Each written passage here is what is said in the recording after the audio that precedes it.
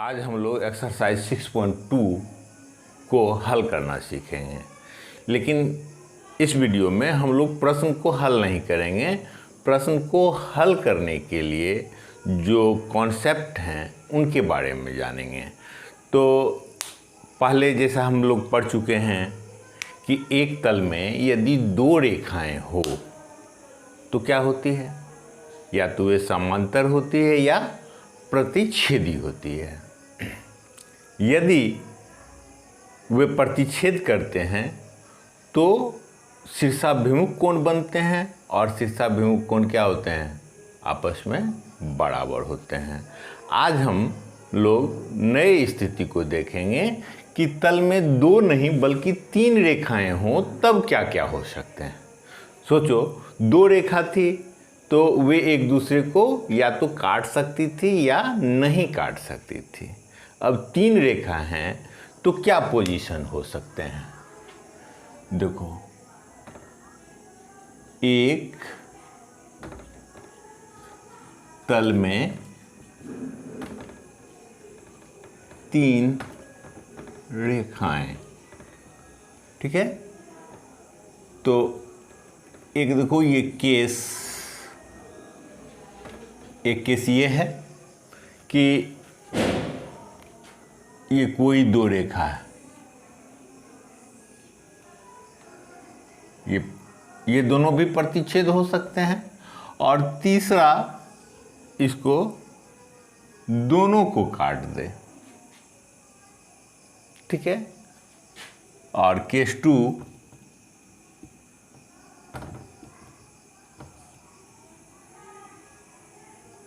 कि दो रेखा आपस में पैरेलल हो जाए और तीसरा फिर दोनों को काटे, ठीक है। यही दो स्थिति हो सकती है।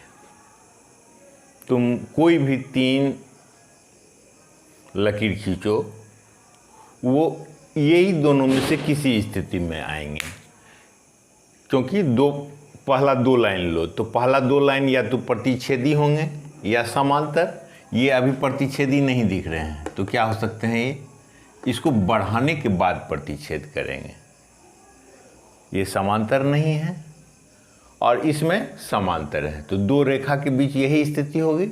और तीसरा, मान लो किसी के साथ समांतर हो गया, तब तो तीसरा केस तो ये बनते हैं। तीसरा कि तीनों आपस में समांतर हों, तब तो बात ही खत्म। इसके बारे में हमको अभी पढ़ना नहीं है, ठीक है। इसमें ये समांतर, देखो, इससे संबंधित एक नियम को याद रखना कि यदि L समांतर M, ठीक है, और M समांतर N, तो L समांतर N, ठीक है।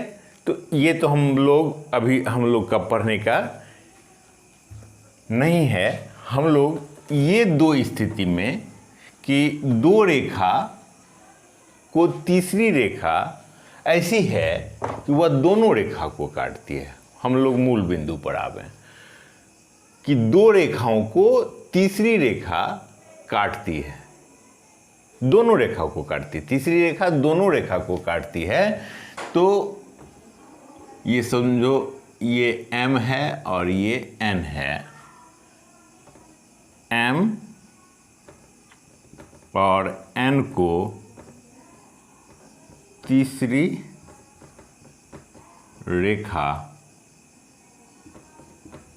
काटती है। ये दोनों स्थिति में है, ये भी M है, ये N है, ये L है, ठीक है। तो दो रेखा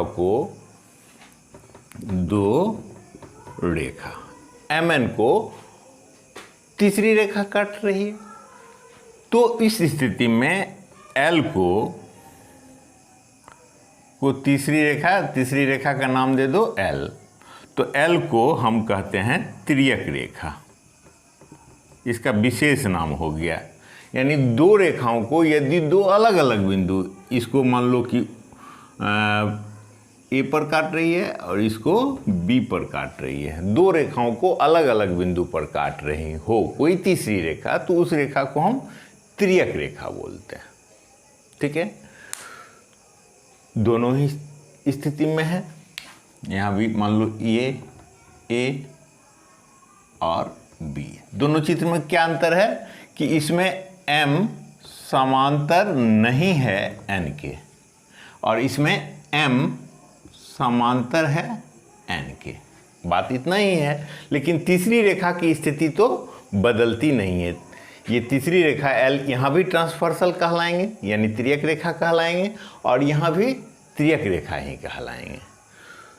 तो अब आते हैं कि ये जब रेखा काट रहे हैं तो बहुत सारे कोण बन रहे हैं। यहाँ देखो 1 2 3 4 5 6 7 8 कोण बन रहे हैं।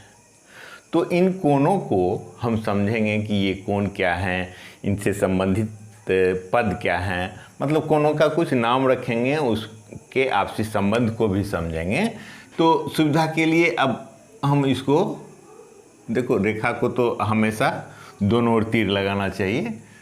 ठीक है, इस सुविधा के लिए अब इस कोण को हम नाम रखें 1, इसको रखें 2, इसको रखें ताकि बोलने में आसानी हो जाए, समझने में तुमको इसको 3 रख दो, क्रम से ही रखेंगे 3, इसका नाम 4 रखें, इसका 5 रखें, तो इसका 6 रखें, इसका 7 रखें, इसका 8 रखें। चित्र में यही बात रहेगा।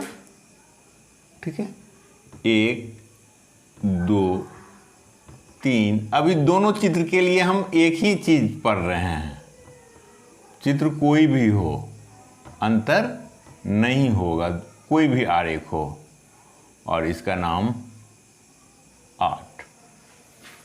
तो 8 कोण बन रहे हैं। यदि दो रेखा, अब दो रेखा समांतर हो या नहीं हो वो अलग मुद्दा है, दो रेखा को तीसरी रेखा काटती है तो उस तीसरी रेखा को हम त्रियक रेखा कहते हैं। और ये 8 कोण बन रहे हैं, तो इन कोणों को हम समझेंगे कि ये कोण हैं कैसे कैसे। ठीक है, तो सबसे पहला विभाजन कर लो कोणों में कि ये देखो दो रेखा है, यहाँ पर आओ, यहाँ पर आओ, कहीं पर भी आओ, तो ये दोनों रेखा के बीच में कौन कौन बन रहे हैं, 3 4 5 6, ये दोनों रेखा के बीच में है और ये बाहर की तरफ है 1 2 7 8। तो पहला वर्गीकरण तो हम ऐसे ही कर सकते हैं कि ये दो रेखा के बीच में है, इसलिए इसको कहेंगे अंतःकोण। क्या बोलेंगे? अंतःकोण। तो पहला आ गया अंतःकोण। अंतःकोण कौन सा बोल रहा है? कोण अंतःकोण में आगे 3, कोण 4, कोण 5 और कोण 6। दोनों रेखा के बीच में जो कोण हैं उसको कहेंगे हम अंतःकोण। परिभाषा की जरूरत नहीं है, केवल फील करो और समझो, समझ ज्यादा जरूरी है। और दूसरा ये बहिष्कोण,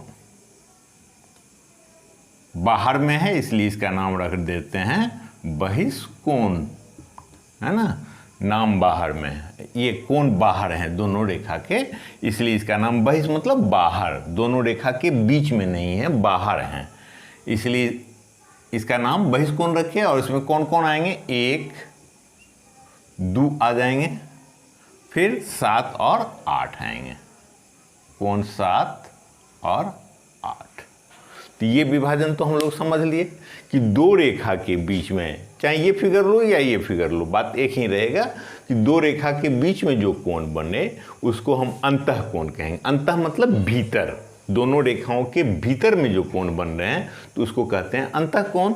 और जो बाहर में बन रहे हैं दोनों रेखा के बाहरी ओर, उसको हम कहेंगे बहिष्कोण। ठीक, अब दूसरा टर्मिनोलॉजी समझते हैं।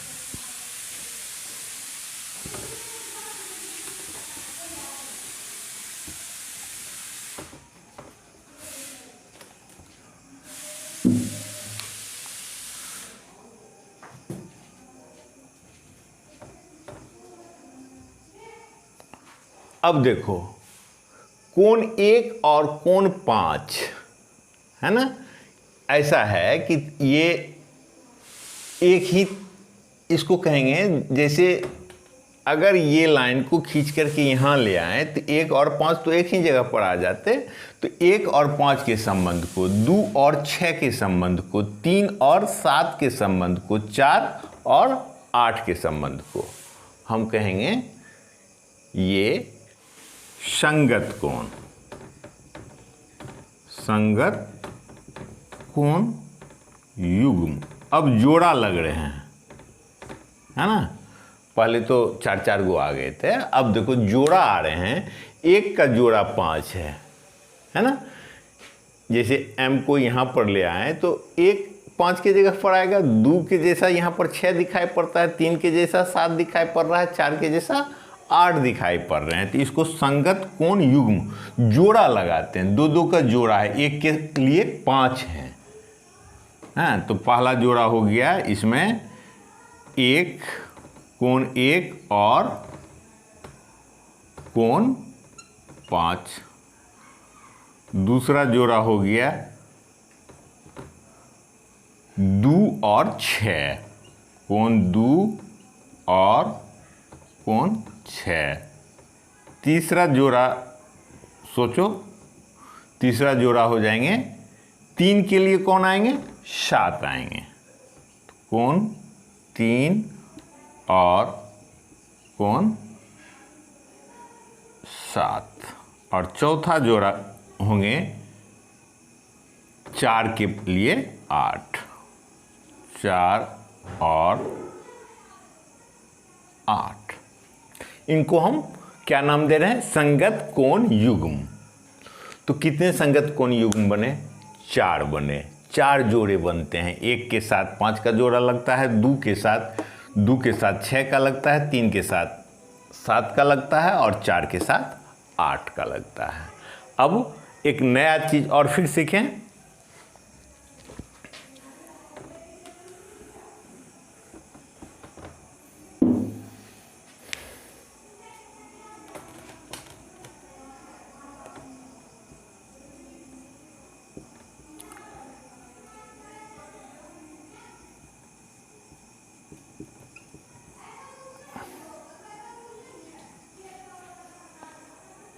तीसरा चीज सीख रहे हैं।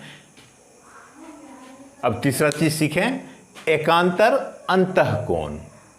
ठीक है, नाम से स्पष्ट है कि ये अंतःकोण यानी 3, 4, 5, 6 में से ही बात हो रही है, अब बाहर के किसी कोण का नहीं।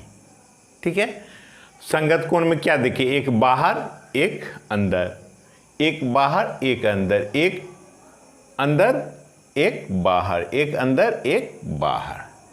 तो वो संगत कोण एक बहिष्कोण और एक अंतःकोण के बीच का संबंध था। अब ये एकांतर अंतःकोण नाम से स्पष्ट है कि ये केवल अंदरूनी यानी अंतःकोण में होंगे। तो अंतःकोण हमारे पास कितने हैं, 3, 4, 5, 6, यही 4 गो है। इसके बीच का रिलेशन बतलाना है। तो देखो नाम में स्पष्ट लिखा हुआ एकांतर अंतःकोण। ठीक है, तो अंतःकोणों में हम बात करेंगे और वो एकांतर हो। तो एकांतर का मतलब क्या होता है, शब्द को जोड़ो, तोड़ो इसको, एक जोड़ अंतर यानी एक का अंतर होना चाहिए। ठीक है, अल्टरनेट। एक जैसे तुमको पढ़ने आना हो स्कूल, कल कोविड के कारण हाँ सरकार कहे कि एक दिन आना है एक दिन नहीं आना है, तो उसको कहेंगे अल्टरनेट, एकांतर दिन में आना है। उसके लिए शब्द क्या हो जाएंगे, एकांतर। जैसे सोमवार को आए मंगल को नहीं आए, बुध को आए फिर बृहस्पति को नहीं आए, शुक्र को आए शनिचर को नहीं आए, तो उसको उसी के लिए हम शब्द इस्तेमाल करते हैं एकांतर, मतलब एक का अंतर, लगातार नहीं। तो सोचो कहीं से स्टार्ट करो, 3 से स्टार्ट करें तो 3 के बाद 4 तो लगा हुआ है ना, एकांतर नहीं हुआ। 5 आएंगे, 3 से हम अगर इधर से चलते हैं तो 4 को छोड़ के 5 पर पहुंचते हैं, और अगर इधर से आते हैं हाँ कि एक दिशा होनी चाहिए ना, तो इधर से आते हैं तो 6 को छोड़ के 5 पर पहुंचते हैं, तो 3 और 5 कहलाएंगे एकांतर अंतःकोण युग्म। ये भी जोड़ा लगाते हैं। हाँ, तो पहला हो गया, पहला जोड़ा कौन हो गया, कोण 3 और कोण 5, ठीक है। और दूसरा जोड़ा होंगे कोण 4 और कोण 4 से चलो 3 को छोड़ करके 6 पर पहुंचे, या 5 को छोड़ करके 6 पर पहुंचे, 6 पर पहुंचे, ठीक है। तो 4 और 6। और सिंपल सा बात है, एक दूसरे ढंग से भी सोच सकते हो कि ये इस ट्रांसवर्सल, ये जो रेखा है तिर्यक रेखा, तिर्यक रेखा के विपरीत ओर स्थित है, ठीक है। एकांतर अंतःकोण तिर्यक रेखा के विपरीत ओर होते हैं जो जोड़ा बनाएंगे। तो 3 का जोड़ा इसके दूसरे साइड में लेना है, 3 की तरफ तो 6 है तो उसको छोड़ ही देना है, तो बच जाते हैं 4 और 5। तो दूसरे तरफ जाएंगे तो 4 तो उसका आसन कोण हो जाते हैं, 4 के साथ संबंध तो हम पहले से जान रहे हैं कि आसन कोण है, तो बच गया 5। ऐसे भी सोच सकते हो। तो 3 और 5 एकांतर अंतःकोण हो गए, 4 और 6 एकांतर अंतःकोण हो गए, ठीक है। फिर नेक्स्ट हम देखेंगे, अब सोचो कि बाहर के इसी संबंध को एकांतर अंतःकोण के जगह पर हम अगर कर दें चौथा चीज कि एकांतर बहिष्कोण युग्म। हाँ, तो नाम से ही स्पष्ट है कि बहिष्कोण होना चाहिए, तो यानी 3 4 5 6 को भूल जाओ, ये यहां से गायब हो गए।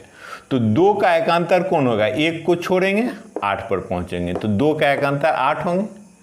हाँ, सिमिलरली 1 का एकांतर 7 हो जाएंगे। तो इसमें भी 2 जोड़ा बनते हैं। पहला जोड़ा हो गया 2 और कौन 2 के लिए 8, और 1 के लिए कौन, 1 के लिए कौन सा होगा, एक अंदर को तो छोड़ ही दिए ना, अब केवल बाहर का देख, 1 के लिए देख रहे हैं, तो 8 को छोड़ेंगे 7 पर पहुंचेंगे, कौन 7। तो एकांतर अंतःकोण के 2 युग्म हुए, 2 जोड़ा हुआ, और बहिष्कोण के भी 2 जोड़े। ठीक, एक और सीखना है।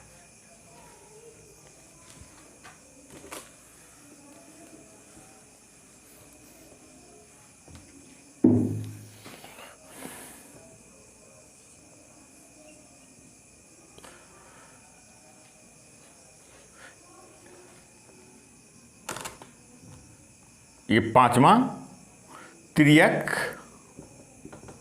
रेखा के एक ही ओर के अंतःकोण, ये तिर्यक रेखा के एक ही ओर के अंतःकोण हैं। तो नाम से स्पष्ट है, अंतः, एक तो अंतःकोण है, तो यानी केवल 3 4 5 6 इसी के बारे में बात होगी। कोण युग्म, यह भी जोड़े में रहेंगे। ठीक है, तिर्यक रेखा के एक ही ओर के अंतःकोण युग्म। तो यहां ध्यान दो कि 2 शब्द कह रहे हैं, तिर्यक रेखा के एक ही ओर। तो ये तिर्यक रेखा L है, उसके एक ही ओर, तिर्यक रेखा की एक ही ओर कौन कौन से हैं, 2 3 6 7, और दूसरी ओर हैं 1 4 5 8। नहीं, तिर्यक रेखा के अगर सोचो कि ये बायां है, तो बाईं तरफ है 2 3 6 7, और दूसरी दाएं तरफ है 1 4 5 6। तो हमको कह रहा है तिर्यक रेखा के एक ही ओर के अंतःकोण, तब 2 और 7 तो बहिष्कोण है, तो ये बात छट गए, बच गया कौन 3 और 6। 3 और 6 ऐसा कोण है कि तिर्यक रेखा की एक ही ओर है और अंतःकोण है। तो पहला जोड़ा बन गया कोण 3 और कोण 6, और दूसरा जोड़ा 4 और 5, कोण 4 और कोण 5। ठीक है, तो इतने नामांकन हम लोग सीखे। पहला सीखे बहिष्कोण। बहिष्कोण कौन सा हुआ? 1 2 7 8 बाहर में है। अंतःकोण तो 3 4 5 6। ठीक है, बहिष्कोण सीख लिए, अंतःकोण सीख लिए। फिर संगत कोण, तो संगत कोण यानी एक अंतःकोण या एक बहिष्कोण पकड़े तो बहिष्कोण के लिए वैसा ही कोण अंदर में कैसा है, तो 1 के बदले में 5 है। 1 और 5 संगत कोण हो गए। एक बाहरी एक अंदर, तो 2 के लिए अंतःकोण में वैसा ही कोण कौन सा है, तो 6 है। तो 2 और 6 संगत कोण कहलाएंगे। 3 के जैसा 7 कहलाए, 4 के जैसा 8 कहलाए, तो ये संगत कोण हो गए। फिर हम लोग सीखे कि एकांतर अंतःकोण, यानी अंतःकोणों में 3 4 5 6 में एकांतर कौन कौन है, तो 3 का एकांतर 1 को छोड़ करके बढ़ेंगे, तो 3 को 6 छोड़ दिए 5 आए, या इधर से बढ़े तो 4 छोड़ करके 5 बढ़ाए, तो 3 और 5 एकांतर अंतःकोण हो गए। 4 और 6 उसी तरह से हो गए। एकांतर बहिष्कोण, तो एकांतर बहिष्कोण, बहिष्कोणों में यानी अंदर के कोण को भूल जाओ इतना दूर के लिए, तो एकांतर देखना है तो 2 से हम बढ़ेंगे, 1 को तो छोड़ना होगा, अंतर रखना है, तो 2 के जैसा कौन, 2 के साथ कौन जोड़ा बनाएगा, तो 8 बनाएगा, और 1 के साथ 7 बनाएगा। फिर हम लोग सीखे तिर्यक रेखा की एक ही ओर के अंतःकोण, तो तिर्यक रेखा के एक ही ओर अंतःकोण, तो 3 और 6 अंतःकोण भी है और एक ही साथ हैं, 4 और 5। इतने कोण हम लोग सीखे। अब लास्ट एक चीज और सीख लेते हैं, फिर अगले वीडियो में सीखेंगे। अब इसकी जरूरत हमको नहीं है, अब केवल हम इस फिगर पर बात करें कि अगर रेखा समांतर है और तिर्यक रेखा काट रहे हैं तो कोण तो वही सब बनेंगे ना। तो ये संगत कोण जो हैं माप में कैसा होंगे, ये संगत कोण के युग्म यानी 1 और 5 के माप में क्या संबंध होंगे, तो 1 और 5 बराबर होंगे। तुम्हारा कॉपी रूल वाला होगा, सभी लाइनें क्या होती है, जितने भी पंक्ति हैं तुम्हारा कॉपी में सभी एक दूसरे के लाइन समांतर होते हैं। तो कोई भी 2 लाइन को तुम चुन लिए कोई भी लाइन को, और एक रेखा तुम पेंसिल लो और स्केल के सहारे खींच लो और चांद लो और चांद से इसको नापो। ठीक है, देखोगे कि हर जगह कोण क्या होंगे, बराबर ही होंगे। ये 2 के लिए बात किए तो 2 के साथ वो सब के लिए लागू हो जाते हैं। कोई 2 को तुम अपने से चुन लो और तुम देखोगे कि संगत कोण बराबर होते हैं। ठीक है, तो यदि 2 समांतर रेखा को एक ही तिर्यक रेखा काटती है तो संगत कोण बराबर होते हैं। ठीक है, एकांतर अंतःकोण क्या होंगे, 3 और 5 हैं, तो इनके भी माप बराबर होते हैं। ठीक है, तुम्हारा तो पैरेलल लाइन्स हैं ही, 2 पैरेलल लाइन्स यानी किसी 2 लाइन को कॉपी में देख लो और एक तिर्यक रेखा खींच करके इस कोण को नापना और इस कोण को नापना बराबर होंगे। तो संगत कोण एकांतर अंतःकोण भी बराबर होते हैं। और एक ही रेखा के तिर्यक रेखा की एक ही ओर स्थित कोण समपूरक होते हैं, यानी कोण 3 के माप और 6 को माप को जोड़ेंगे तो ये 100 संपूरक का मतलब जिनका योग 180 डिग्री होता है। तो कोण 3 और कोण 6 दोनों के माप को जोड़ेंगे तो 180 होंगे। वैसे ही 4 और 5 को भी 180 होंगे। ठीक है, तो ये 3 फैक्ट्स हैं, गणितीय कथन हैं जो सत्य हैं। पहला कथन क्या है कि संगत कोण यदि यानी स्टेटमेंट ऐसा होगा कि संगत दो रेखा समांतर रेखा को यदि तिर्यक रेखा काटती है तो बने संगत कोण के युग्म आपस में बराबर होते हैं। तो यानी 1 और 5 का माप बराबर होगा, 2 के ही जैसा 6 होगा, 3 के जैसा 7 होगा और 4 के जैसा 5 होगा। जब समांतर नहीं है तो ये नियम लागू नहीं होते हैं, जब समांतर होंगे तभी लागू होते हैं। ठीक है,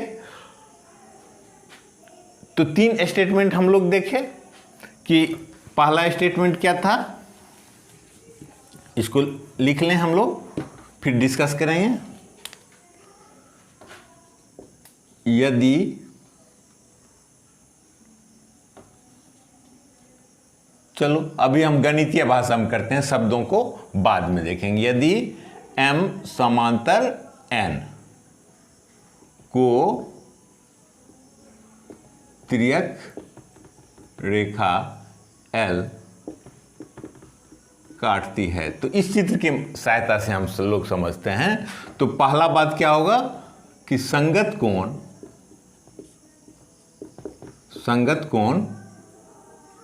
युग्म आपस में बराबर होते हैं, अर्थात कोण 1 बराबर कोण 5, कोण 2 बराबर, कोण 2 का संगत कोण है 6 है, तो 2 बराबर कोण 6 होंगे। कोण 3 बराबर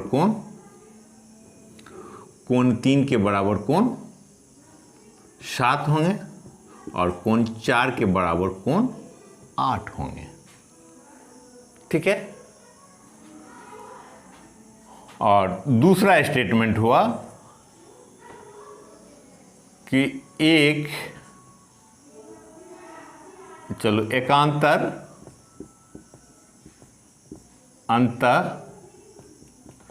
कोण युग्म भी बराबर होते हैं। इसका मतलब एकांतर अंतः कोण, तो 3 का एकांतर कोण है 5 है, तो कोण 3 बराबर कोण 5, कोण 4 बराबर कोण 6। और तीसरा स्टेटमेंट है कि एक ही ओर के अंतः कोण समपूरक होते हैं। हाँ, तो इसका मतलब हुआ कि पहला एक ही ओर के अंतः कोण यानी 3, कोण 3 जोड़ कोण 6 बराबर 180, और दूसरा बात क्या हो गया, कोण 4 जोड़ कोण 5 बराबर 180। ये तीनों गणितीय तथ्य हैं।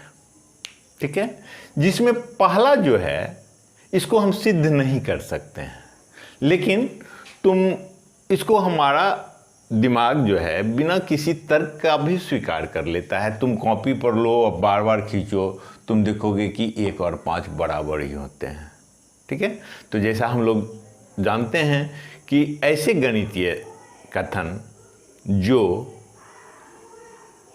सत्य हो परंतु उसको हम सिद्ध नहीं कर सकते हैं, उसको दिमाग हमारा जो मस्तिष्क है उसको बिना तर्क का स्वीकार करने में सक्षम है। यानी उस कहीं से तो हमको स्टार्ट करना होता है ना, तो उसको हम स्टार्ट करते हैं। तो इस कथन को ये सत्य है हम जानते हैं, लेकिन इसको सिद्ध नहीं कर सकते हैं, तो इसको हम अभिगृहित कहते हैं।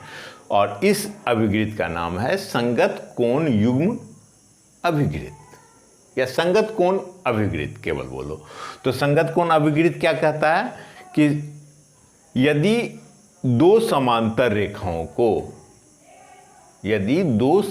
रेखाओं को कोई तिर्यक रेखा काटती है तो संगत कोण बराबर होते हैं। ठीक है, यही है, और इसका विलोमतः भी सत्य है। यानी यदि किन्हीं दो, अब हम नहीं जान रहे हैं कि ये रेखा समांतर हैं या नहीं, एम और समांतर हैं या नहीं हमको पता नहीं है, तो एम एन किन्हीं दो रेखाओं को तिर्यक रेखा काटती हो, इस प्रकार काटती हो कि संगत कोण बराबर हो तो वे रेखाएं समांतर होती, यानी m और n समांतर होते हैं। यह विलोम हुआ, यह भी सत्य है, इसको भी हम सिद्ध नहीं कर सकते हैं। तो ये दोनों गणितीय कथन को हम एक्सम मानते हैं, ठीक है। और ये दोनों जो हैं इनको हम सिद्ध कर सकते हैं, इसी कथन के आधार पर सिद्ध कर लेंगे। तो ये दोनों प्रमेय कहलाएंगे और दोनों को हम, ठीक है, अगले वीडियो में सिद्ध करके देखेंगे। तो अभी फिलहाल तुम लोगों को याद करना है संगत कोण अभिघृत। संगत कोण अभिघृत क्या होते हैं कि यदि दो समांतर रेखाओं को कोई तिर्यक रेखा काटती है तो संगत कोण बराबर होते हैं। और विलोमतः इसका उल्टा भी सत्य है। हाँ, विलोमतः मतलब उल्टा। विलोमतः यदि दो रेखाओं को कोई तिर्यक रेखा